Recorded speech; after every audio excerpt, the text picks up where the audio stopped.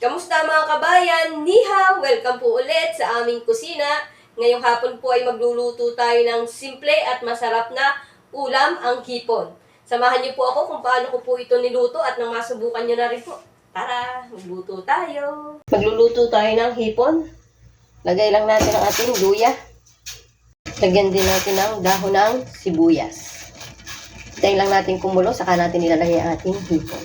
Kapag kumukulo na po, pwede na nating ilagay ang ating hipon. Mabilis ang luto ng hipon, walang madaming ricado.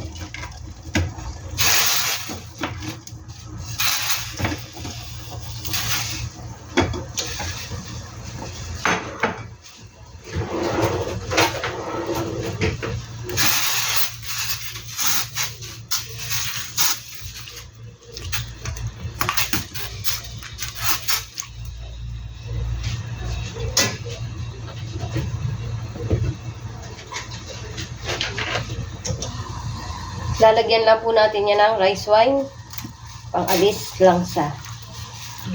Hintay lang po nating magkulo at yan, okay na po. Meron na po tayong masarap na ulam.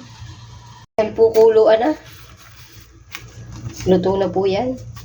Atin na pong aahunin.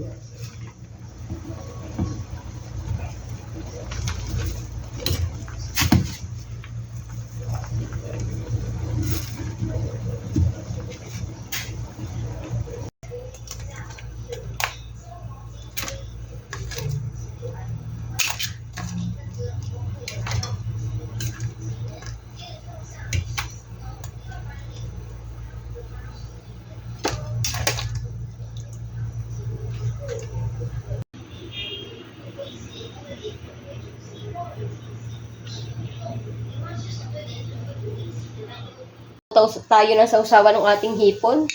Ano lang po siya, toyo. Lalagyan lang po natin ng bawang na pinitpit.